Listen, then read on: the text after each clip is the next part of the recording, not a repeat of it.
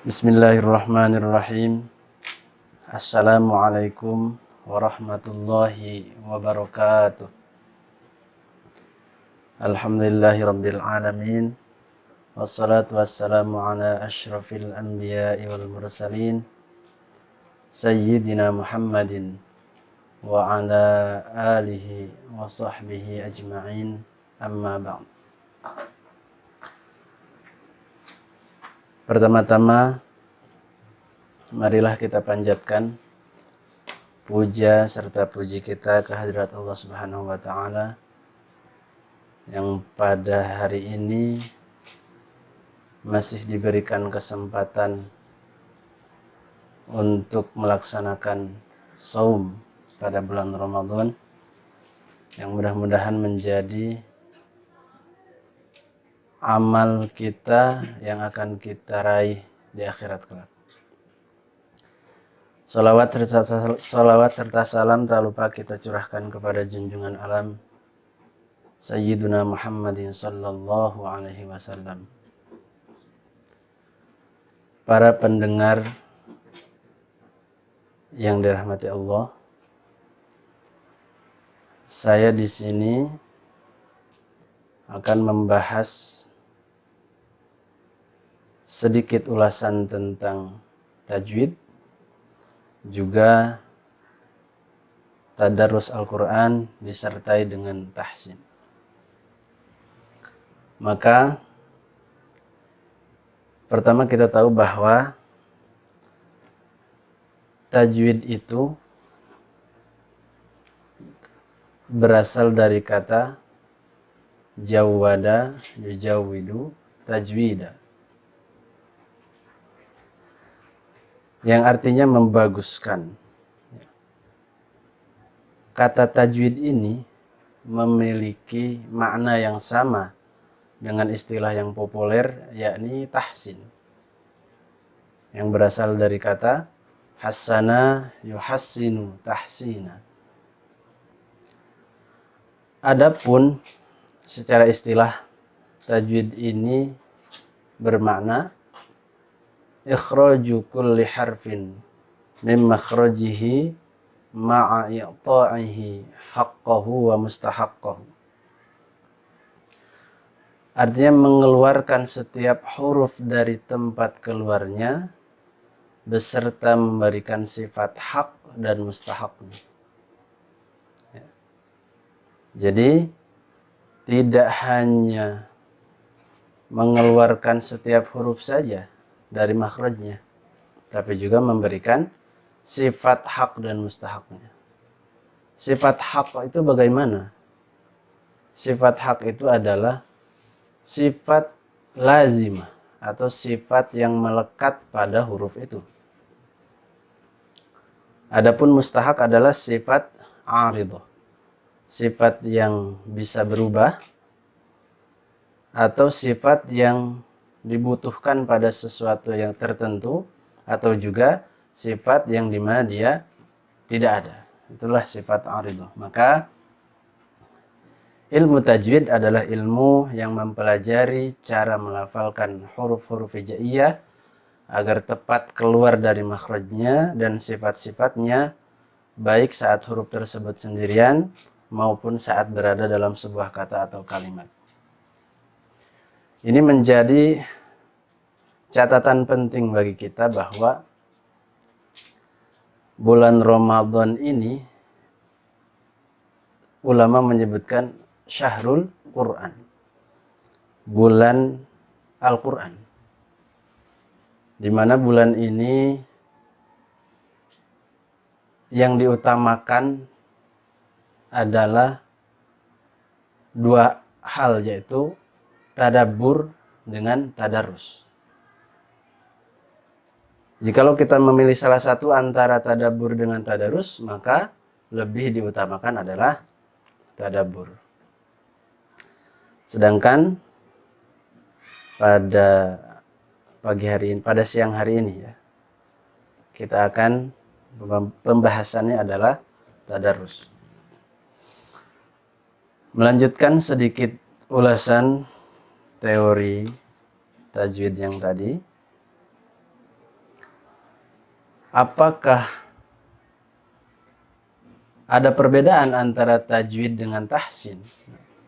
Itu yang selalu menjadi pertanyaan sebagian orang, bahwa walaupun istilah tajwid dan tahsin merujuk pada pengertian yang sama, namun dalam praktik pembelajarannya sebagian ulama membedakan kedua istilah tersebut.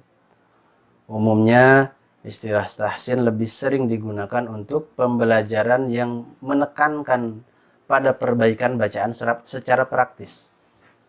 Seorang pembelajar membaca Al-Quran, sedangkan gurunya menyimak dan memperbaiki saat ada kekeliruan, serta mencontohkan bacaan yang benar.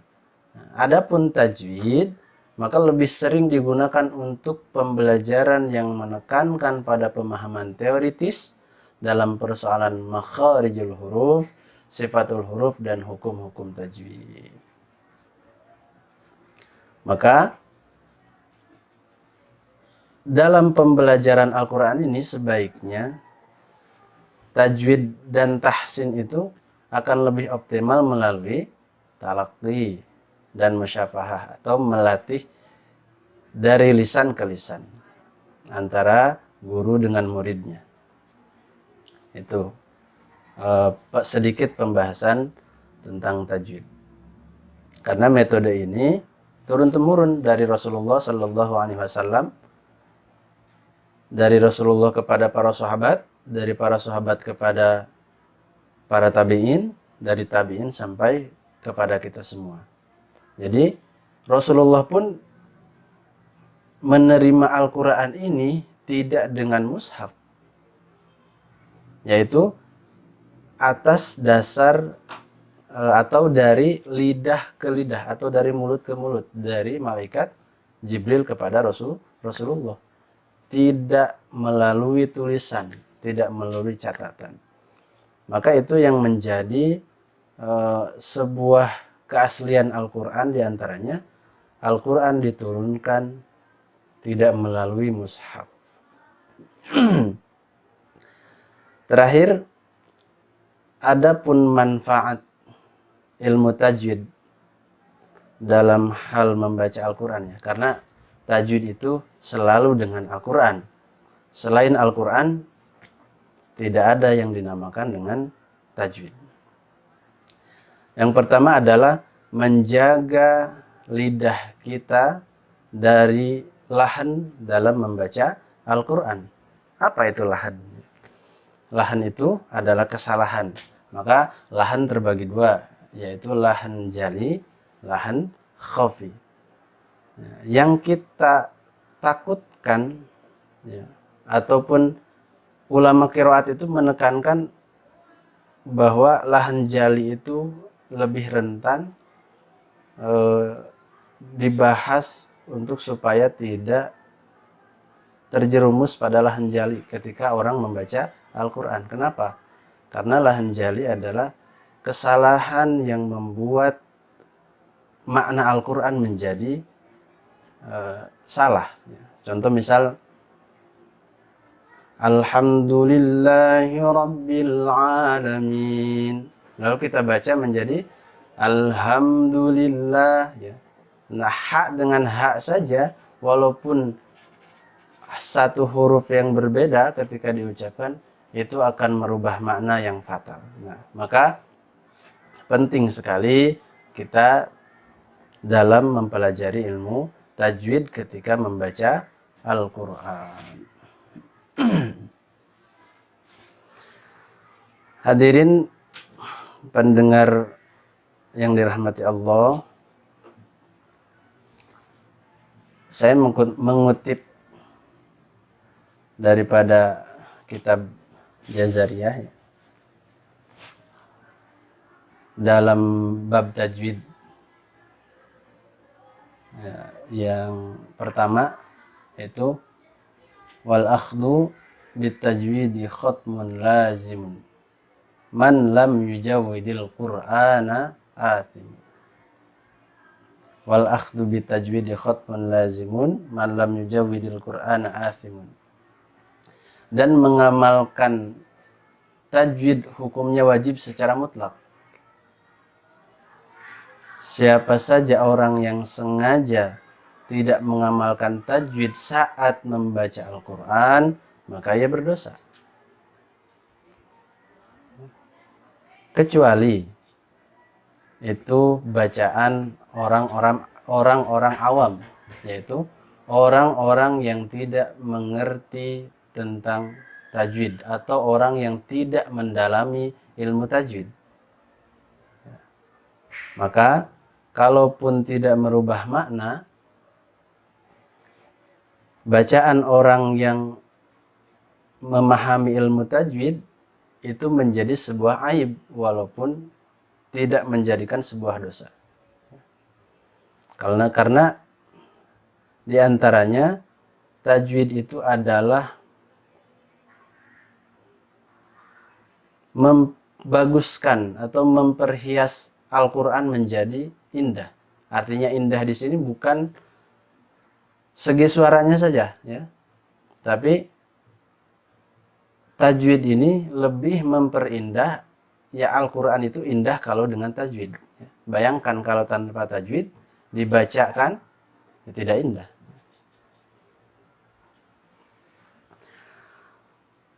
Untuk selanjutnya, beberapa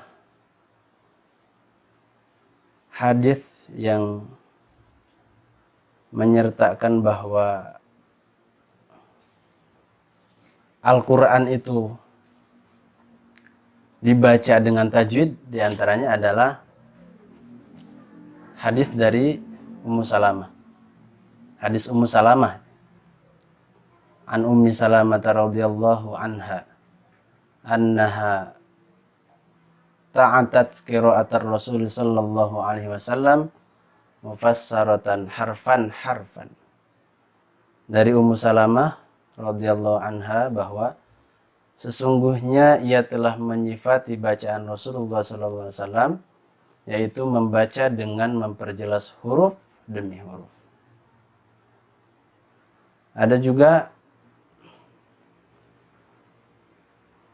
hadis Zaid bin Thabit bahwa Rasulullah SAW bersabda, "Innallaha yuhibbu ayyuqra'al Qur'anu kama unzila." Sesungguhnya Allah menyukai Al-Quran ini membaca sebagaimana, sesungguhnya Allah menyukai Al-Quran ini dibaca sebagaimana dahulu diturunkan.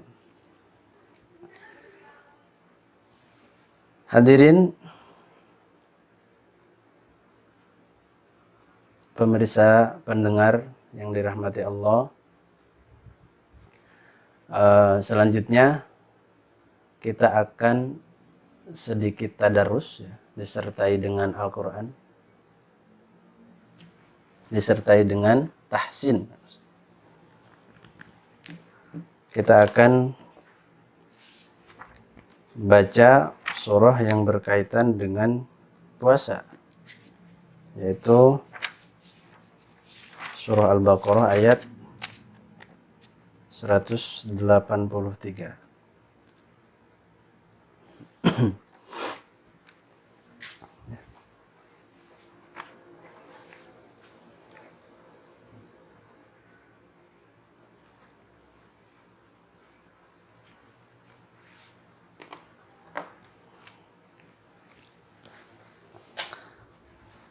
Al-Quran Al-Baqarah surah Al-Baqarah 183. A'udzu billahi minasy syaithanir rajim. Bismillahirrahmanirrahim. Ya ayyuhalladzina amanu kutiba alaikumus siyamu kama kutiba alal ladzina min qablikum كما كتب على الذين من قبلكم لعلكم تتقون.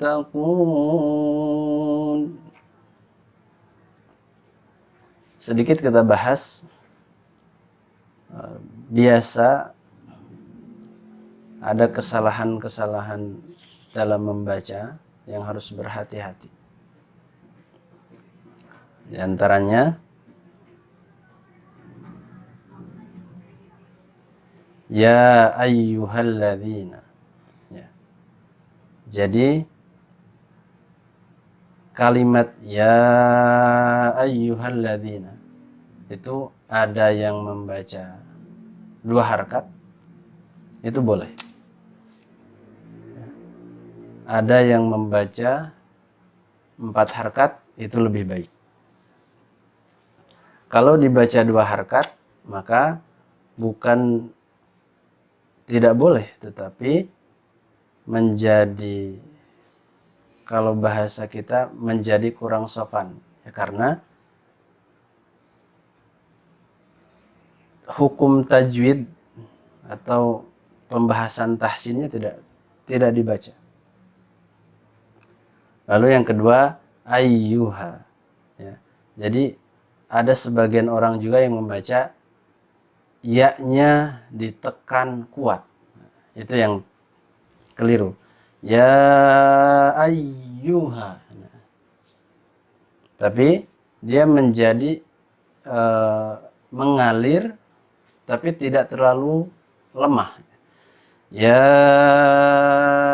ayyuhalladzina amanu kutiba alaikumus siyamu kama kutiba alal ladzina min qablikum. Di antara kesalahan yang seterusnya adalah bacaan huruf ta yang suka dibaca hamznya jelas, terlalu jelas. Ketika dibaca dia taknya berharokat, ya. Itu maupun harokat fathah, kasrah ataupun dhammah.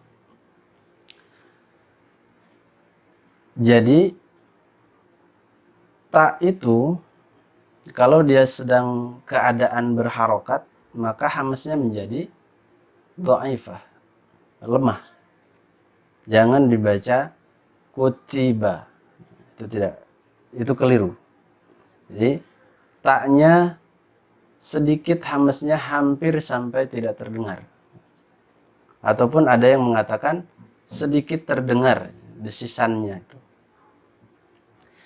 Ya ayyuhalladzina amanu kutiba alaikumus siyam kama kutiba alal ladzina min qablikum la'allakum tattaqun.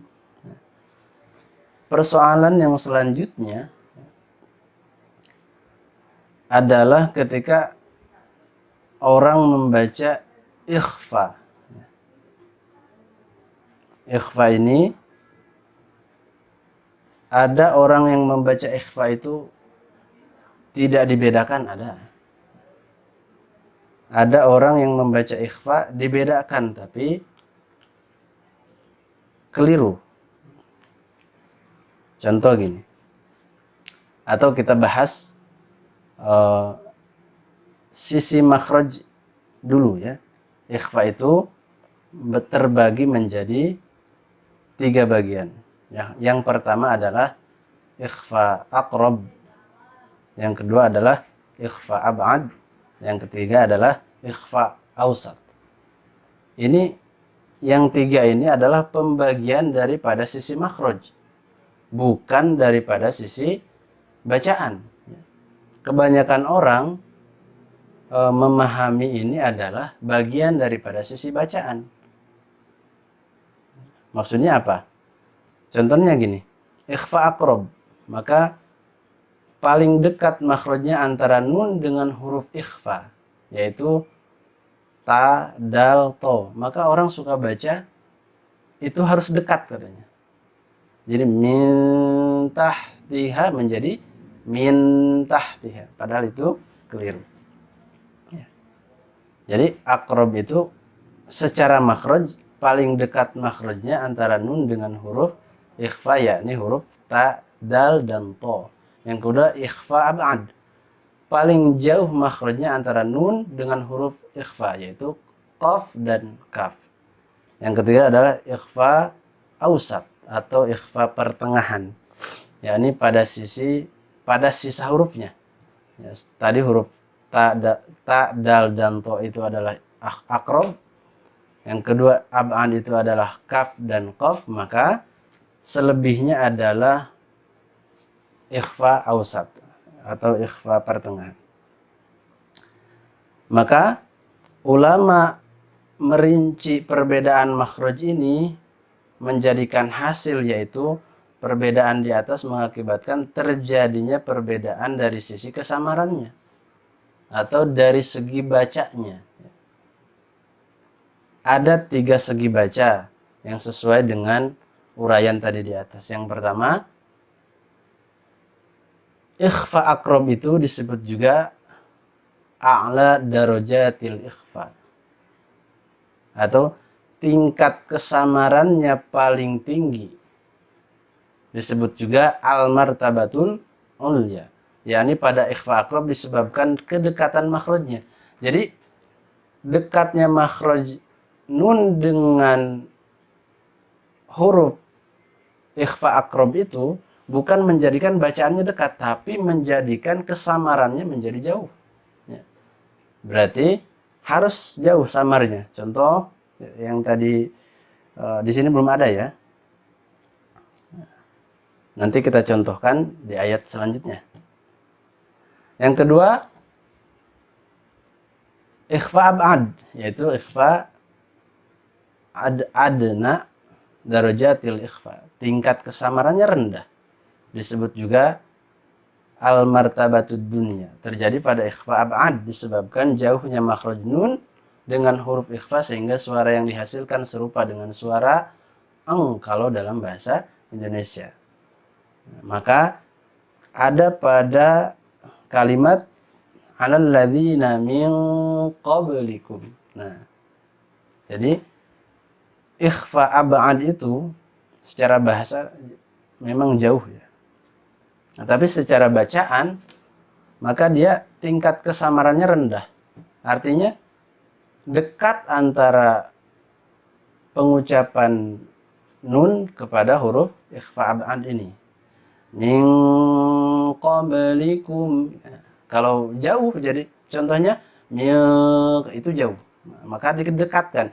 Min qablikum, jadi tingkat kesamarannya sangat dekat. Yang ketiga, al-martabatul wusta, di tingkat pertengahan pada ikhfa ausat, yaitu huruf-huruf yang lain. Lanjut ayat 184.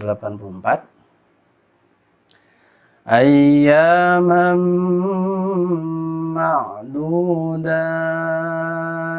Nah, catatan di sini bahwa tak sakinah, tak sukun atau bacaan tak yang disukunkan itu menjadi hamsnya menjadi al-quwah atau menjadi kuat. Maka dibaca ma'dudat. Ya. Bukan ma'dudat, tidak ada. Jadi sebaliknya, tak yang berharokat fathah, kasrah atau dhammah itu menjadi tak hamsnya yang lemah. Kalau misalnya dia sukun atau nun sukun, maka dia menjadi kuat hamsnya.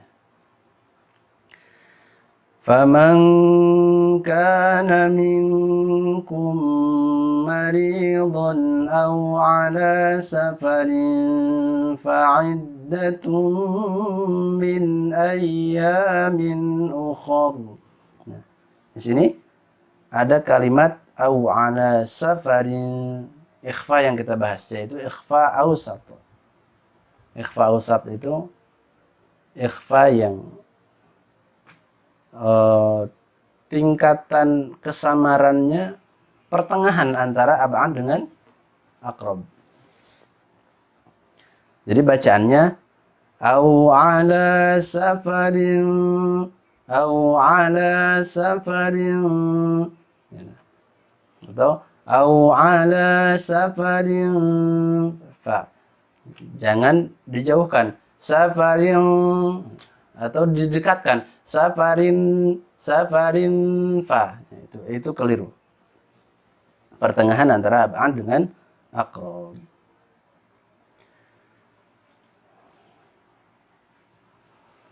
وعلى الذين يطيقونه فدية طعام مسكين فمن تطوع خيرا فهو خير له وأن تصوموا خير لكم إن كنتم تعلمون. Sedikit bahwa in kuntum, ya, bukan kuntum. Itu secara makhraj memang dekat, tapi secara bacaan harus jauh, ya. Kun, nun mati menghadapi ta itu lidah kita itu sangat dekat, tapi secara bacaan harus samarnya harus jauh.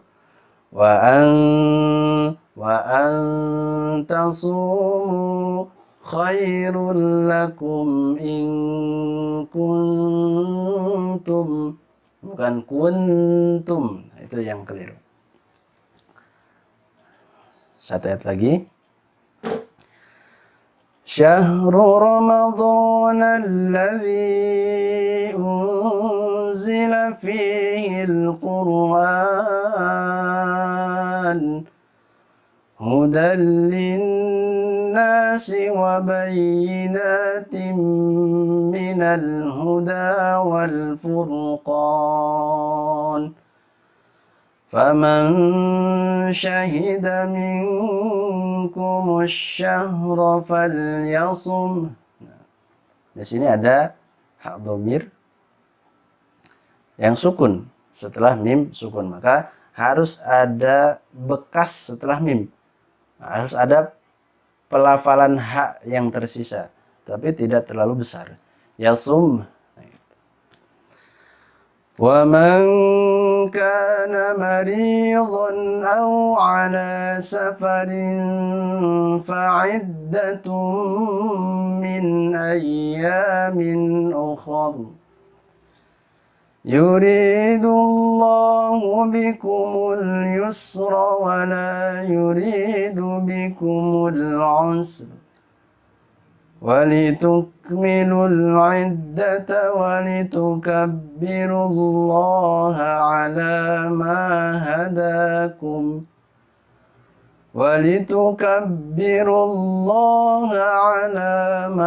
هَدَاكُمْ وَلَعَلَّكُمْ تَشْكُرُونَ. Sedikit hati-hati dengan tawallud atau bacaan yang memantul. Yusro. Biasa orang enak menyebut seperti itu. Nah, itu yang keliru, harus hati-hati. Yuridullahu bikumul yusra, ya, mengalir tapi tidak tertahan. Yusro juga tidak baik, maka yusro sekadarnya, atau juga seperti terputus.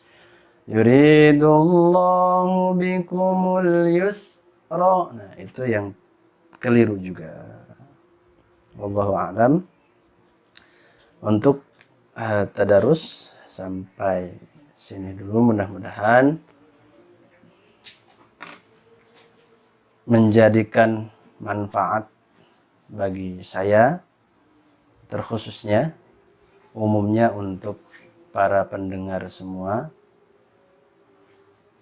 Adapun kesalahan-kesalahan yang saya ungkapkan, mohon dikoreksi, mohon diperbaiki, karena masih dalam keadaan belajar. Mudah-mudahan Allah memaafkan kesalahan-kesalahan bacaan kita.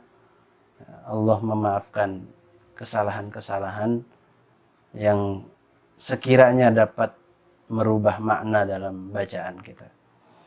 Wallahu alam, wallahu muwaffiq ila aqwamit thoriq. Wassalamualaikum warahmatullahi wabarakatuh.